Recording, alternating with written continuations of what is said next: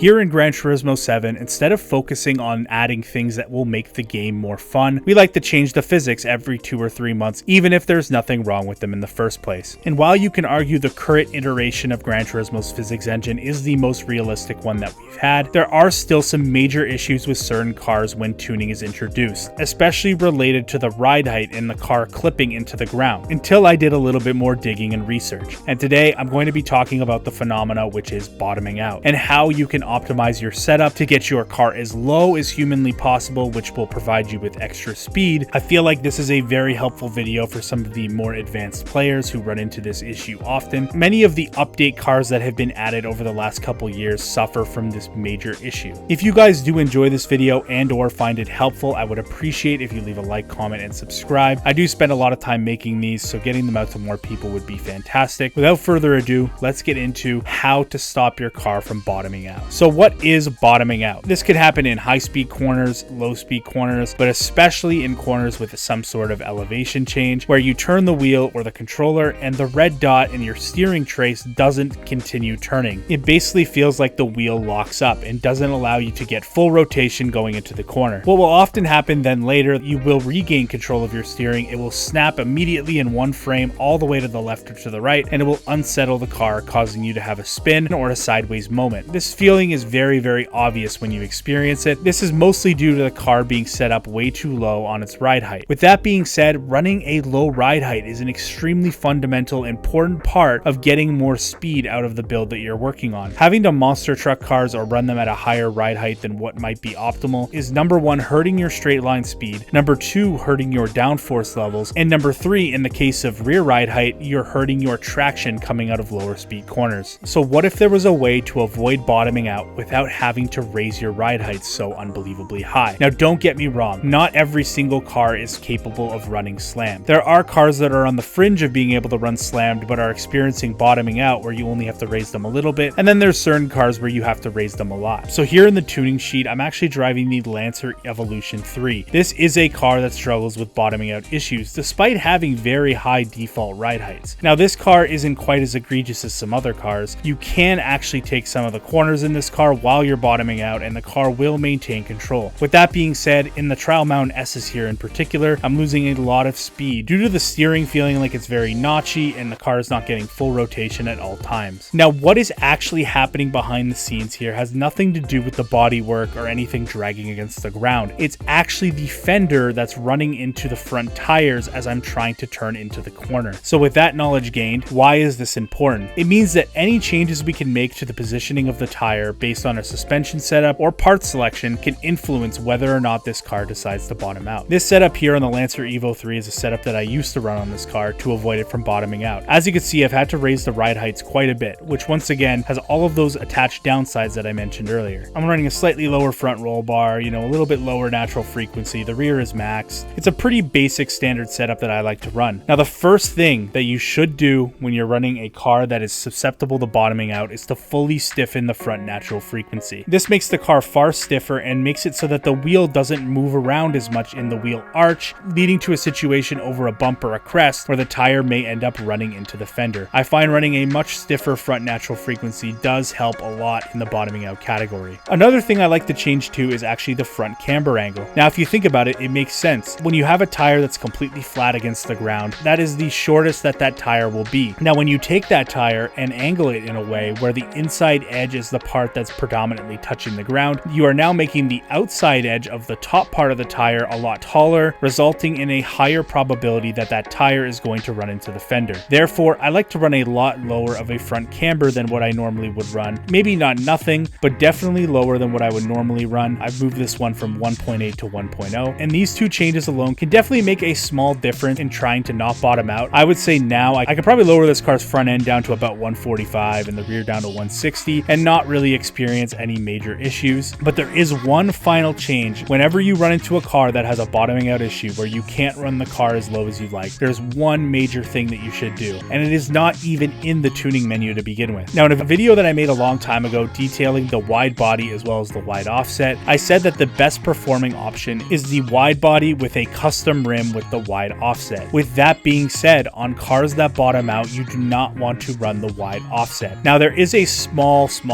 small performance detriment to not running wide offset versus running it. The wide offset will generally have a tiny bit more lateral grip. With that being said, in a case like this, taking off the wide offset not only affords me the ability to not worry about bottoming out on this ride height, it actually allows me to bring the ride height all the way down to the minimum and have no issues with bottoming out whatsoever. And this is the case for many cars. If you're experiencing this bottoming out phenomena, do not run the wide offset. There's always a higher benefit to running a lower ride height for the aforementioned reasons I mentioned at the beginning of the video. Between the setup that we started with and the setup that we have here, the difference at Trial Mound Circuit in particular is about 0.8 to 0.9 seconds. And if you know anything about racing at a high level, that is an absolute eternity. You will be like a five-legged man at an ass-kicking competition if you're racing against people who have the wide offset on this car. It's not even close. The last thing I will say is there are certain cars that will bottom out regardless. Even if you do take the wide offset and listen to the other tips that I've given this video, they will still bottom out and it may not actually improve it all that much. But for a vast majority of cars that have the bottoming out issue, running no wide offset, as well as the changes that I mentioned in this video with the natural frequency and the camber angle, should definitely provide you with some more clearance between your fender and your tire and will generally lead to better lap times. If you guys did enjoy this detailed explanation on how all of this works, be sure to leave a like, comment, and subscribe as this definitely helps get this video out to more people. I feel like more people need to know about this in general, so that would be greatly appreciated, guys. But without further ado, I really hope you guys enjoyed this video and I hope you have a good night. It's been your boy Dude,